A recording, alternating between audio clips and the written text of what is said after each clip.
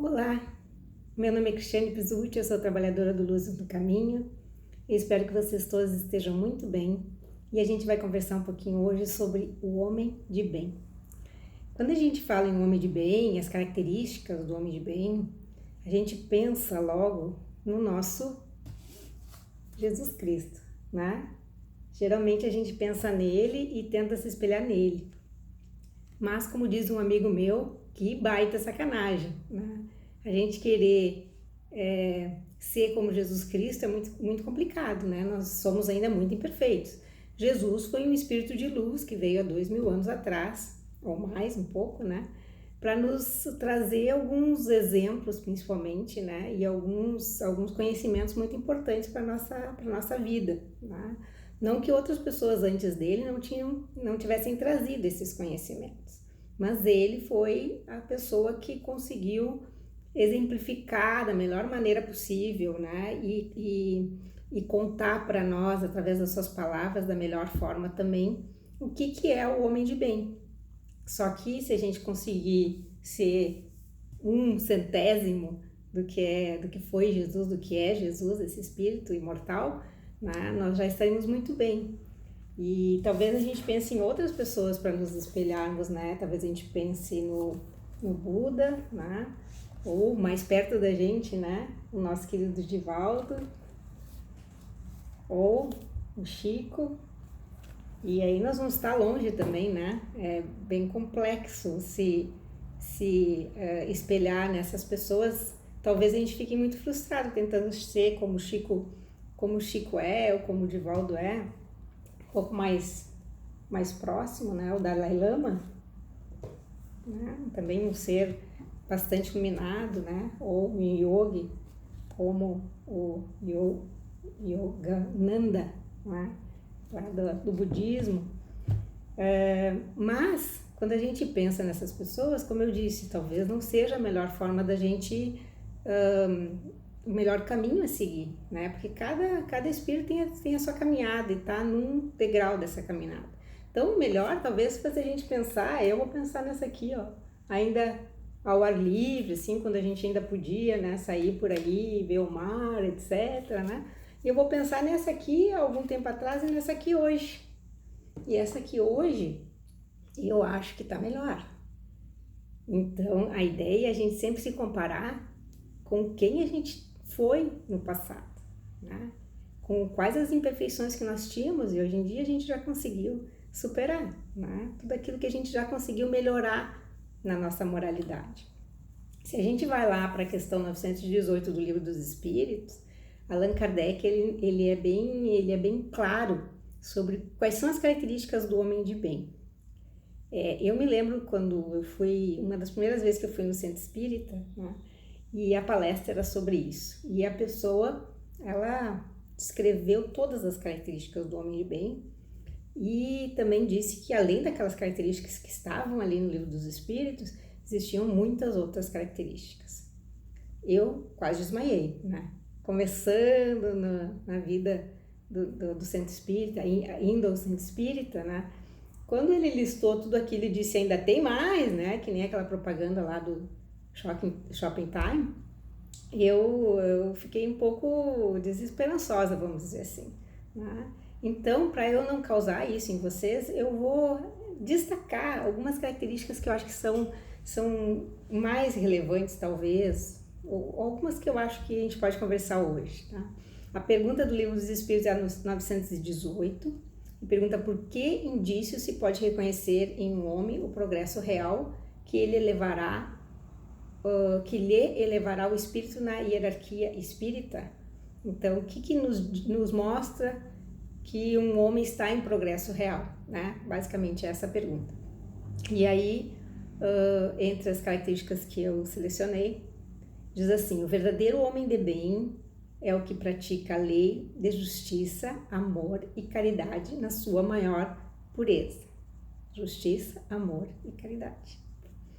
Ele se interroga a própria consciência sobre os atos que praticou. Né? Isso significa o quê? Nós estamos na nossa transformação íntima, transformação interna. Então, eu tenho que sempre estar avaliando aquilo que eu tenho feito, como eu tenho feito, né? para mudar, se for necessário, né? Eu vou contar uma pequena história que aconteceu comigo. Algum tempo atrás eu fui entrar na minha garagem do meu prédio e quando eu estava entrando, antes do meu carro passar, o portão fechou. E o nosso portão é por acionamento, então provavelmente alguém tenha acionado o portão e não tenha visto que eu estava passando. E eu entrei, né, fez ali uma coisinha no meu carro, né, uma raspadinha. Eu estacionei, não vi ninguém, pensei, bem, ou eu apertei sem querer, ou o controle, ou o portão tá com problema, e subi pro meu apartamento. Deu uns 5 minutos, um pouco mais talvez, uma vizinha minha bateu lá em casa. Olha, era uma senhorinha já bem velhinha, olha, o meu marido, nós estávamos ali na garagem, ele acionou sem querer o portão, e eu vi que bateu no teu carro. Mas ele jura, de pé junto, que não foi ele, mas eu sei que foi. Então eu vim aqui porque tu manda consertar o teu carro que a gente vai pagar, né? E eu achei assim uma nobreza dela, porque realmente ela não precisava, né? Ela poderia simplesmente ter ficado quieta, eu não iria saber que era ela, né? Nós não temos câmeras nessa parte da garagem, pelo menos, que eu pudesse verificar, nem teria como provar que tinha sido eles, né? E eu achei tão bonito aquele ato dela ter ido lá em casa e dizer, meu marido acho que não foi ele, mas eu sei que foi, então nós temos que pagar, nós temos que ser justos, né? Que eu acabei nem cobrando dela o conserto, né? Então, essa é a interrogação da própria consciência, né? Talvez se ela deitasse a cabeça no travesseiro, naquela noite ela iria pensar, poxa, mas isso que eu fiz não foi legal, não está correto, né? Que mais? Faz o bem pelo bem sem contar com qualquer retribuição. Faz o bem pelo bem. Ou seja, não basta não fazer o mal. Nós temos que fazer o bem no nosso maior esforço, né? Em todas as nossas forças para conseguir fazer o bem para as pessoas que estão ao nosso redor, começando com as pessoas que estão na nossa família, né? Então, fazer o bem pelo bem não é tão simples, principalmente sem contar com retribuição, né? Fazer aquele bem desinteressado, que é aquela coisa assim, eu vou fazer, mas eu não quero nada em troca, né? Eu tô tranquila assim, é a maneira como eu gosto de agir, né? Aqui eu vou contar uma outra história. Eu tô hoje... uma vez uma amiga minha que morou 15 anos num prédio se mudou nesse apartamento. Ela tinha 2 filhas que, na época que ela morava nesse apartamento, as 2 filhas eram bem jovens, assim, uma menina tinha 4 e a outra já estava na idade de colégio, assim, 7 anos. E todos os dias ela saía às 7h30 pro colégio, levar a menina pro colégio. Quando ela foi se mudar, depois de 15 anos, ela foi se despedir do porteiro do prédio.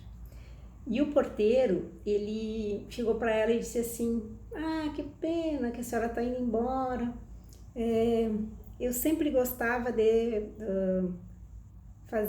mandar o elevador para o seu andar, ela morava no 6º andar, mandar o elevador para o 6º andar, lá pelas 7h25, uns 5 minutos antes que ele sabia que ela descia, para a senhora descer com a sua filha e tal, eu sei que a senhora sempre está meio atrasada, sempre correndo e tal.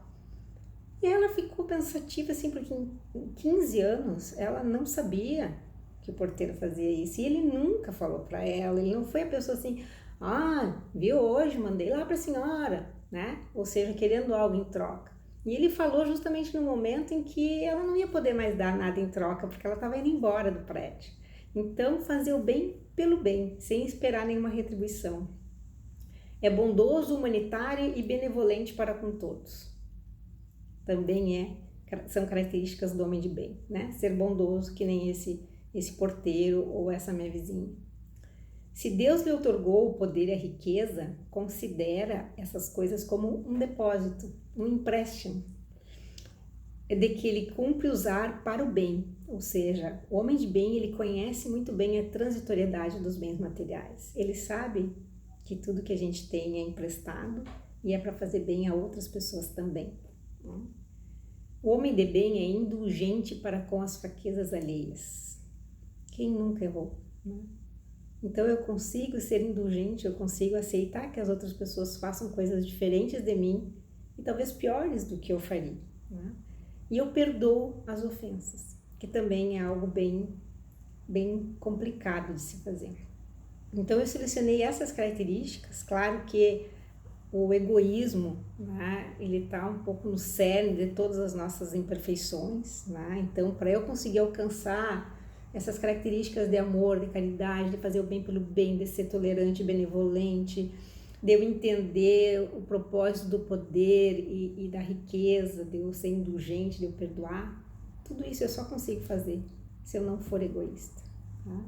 Já dizia lá, quando o Tiago perguntou a Jesus, né, e aí eu peguei essa parte da mensagem do amor imortal da Amélia Rodrigues, né, perguntou sobre o caráter moral e qual era os piores problemas que poderiam existir, né, e Jesus responde que a pior crise que existe é a de caráter moral do homem, que responde por todas as demais expressões, e na raiz dessa crise, né, encontra-se o egoísmo. Ou seja, a pessoa trabalha muito em favor de si mesma, em prejuízo do próximo. E aí, sempre que eu penso no homem de bem, todas essas características que quase me tocou para fora do centro espírita, naquelas primeiras vezes que eu visitei o centro espírita, né? Eu penso muito que essas coisas a gente já sabe, né? As pessoas, claro, cada um tá no seu patamar, cada um tá na sua caminhada, a caminhada é individual, não tem como a gente carregar ninguém com a gente pode só ajudar, passando conhecimento, mas principalmente a gente pode ajudar exemplificando. E eu acho que a principal dificuldade que todo mundo tem é passar do saber para o ser, ou seja, eu sei como agir, eu tenho conhecimento das coisas que me trazem felicidade, bem-estar, eu sei o que é um homem de bem, mas será que eu consigo ser um homem de bem? Eu consigo praticar o Evangelho realmente, né? E aí lá o Emmanuel já nos diz, né, que a árvore alguma será conhecida ou amada pelas aparências exteriores, mas sim pelos frutos, pela utilidade, pela produção, né? Assim também nosso espírito em plena jornada. Ninguém que se consagre realmente à verdade dará testemunho de nós pelo que parecemos, pela superficialidade da nossa vida, pela epiderme das nossas atitudes, mas sim pela substância de nossa colaboração no progresso comum, pela importância do nosso concurso no bem geral. Então, assim, é importante conhecer, é importante saber as características do homem de bem, mas o mais importante é eu conseguir colocar em prática, nem que seja um pouquinho, né? Também lá de Mateus, né, nós temos que o mestre teria dito, pelo fruto os conhecereis. O que é o fruto? O fruto são as nossas ações, são os nossos comportamentos, as coisas que a gente deixa aqui na Terra, durante a nossa existência, né? E aí eu me lembrei da história do Gandhi, né? O Gandhi tem uma história interessante que é quando uma mãe leva uma criança para ele e diz assim, olha Gandhi, por favor, diz pro meu filho não comer mais açúcar, que ele tá comendo muito açúcar. E o Gandhi diz para ela assim, bem, tu vai para casa e daqui a 2 semanas tu volta com ele aqui. E ela fez isso, né? Achou meio engraçado, mas fez isso. Quando ela voltou, ele olhou bem sério pro menino e disse, olha, eu acho que é bom tu não comer tanto açúcar, não é bom para tua saúde. E ela ficou meio, né? Por que ele não falou isso há 2 semanas atrás, né? E ela perguntou, Gandhi, por que tu não me falou? Por que tu quis que eu ficasse 2 semanas e depois voltasse? E o Gandhi respondeu, porque há 2 semanas atrás eu comi açúcar. E aí agora eu consegui reduzir bastante meu consumo de açúcar. Então eu posso dizer para ele, não coma açúcar. Então é o exemplo que a gente dá, né? E não tanto as coisas que a gente diz. Então Gandhi queria ensinar pelo exemplo e não simplesmente dizer não faz isso ou não faz aquilo.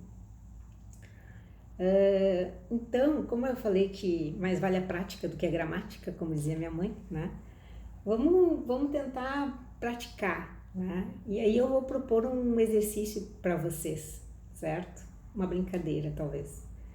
Eu tenho aqui 6 ações que nós podemos praticar para sermos homens e mulheres de bem, né?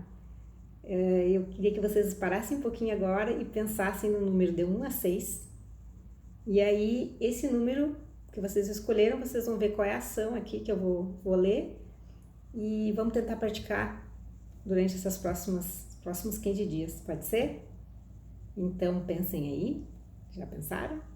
Já pensei numa aqui também. Então, o primeiro que eu coloquei aqui para a hora da prática é a indulgência e o perdão. Então, assim, conseguir perdoar os erros cometidos pelas outras pessoas, tá? E aí, a gente procurar perdoar. A gente procurar pensar em uma situação onde alguém cometeu um erro que me prejudicou e que eu ainda não consegui perdoar, que eu ainda não consegui expor esse meu sentimento ruim com relação àquilo ali e tentar entender e perdoar, certo? Essa é quem pensou número 1, indulgência e perdão, né? A mágoa é algo muito ruim, né? Eu me lembro, eu acho que foi o Haroldo que contou que a mágoa é como se a gente tivesse uma fotografia guardada de um momento ruim na nossa existência, e a gente guardasse essa fotografia na carteira, assim, ou no bolso, e aí de vez em quando a gente olha assim, que saco isso aqui, né? Essa pessoa, ela não me convidou para ser madrinha do casamento, essa pessoa não convidou para tal coisa, essa pessoa comentou sobre fulano, comentou sobre mim, né? Então a mágoa é isso, essa foto que a gente tira e que só nos faz mal, na verdade, né? O Chico Xavier tem uma frase legal que eu trouxe aqui, ó. O perdão não te faz uma pessoa correta, te faz uma pessoa livre. Vamos ser livres, né? Então nós queremos liberdade de não carregar esse fardo dessa mágoa, não carregar essa foto na carteira, né? Onde a gente tem ali um momento em que a pessoa nos agrediu, que ela não foi legal com a gente, ou que ela nos prejudicou. Número 2, pessoal, é importante dizer para a pessoa que a gente perdoa também, né? Que às vezes a gente fica só pra gente, assim, e a gente esquece de expor para ela. Número 2 é caridade e amor ao próximo. Fazer algo generoso para alguém. Durante essa semana, então, nos próximos 15 dias, tentar prestar atenção, assim, no que as pessoas que estão ao nosso redor estão precisando e prestar esse pequeno auxílio. De repente, um colega de trabalho que está fazendo uma coisa que você pode ajudar rapidamente, que vai ser bom para ele. Ou ouvir alguém que está precisando de um ombro amigo, né? Escutar. Enfim, fazer algo generoso para alguém, prestar essa atenção, pode ser material e pode ser também só moralmente falando, né? E aí o Chico diz, tudo que pudermos fazer no bem, nós não devemos adiar. Carecemos somar uma energia dinâmica que se opõe às forças do mal. Ninguém tem direito de se omitir, que era aquilo que eu falei antes, né? Não basta não fazer o mal, nós precisamos fazer o bem, porque as forças do mal estão atuando de forma muito forte. E se nós nos omitirmos, nós vamos ser cobrados também por isso mais adiante. Quem pensou no número 3 é pensar numa situação que você não foi ou que não costuma ser muito tolerante.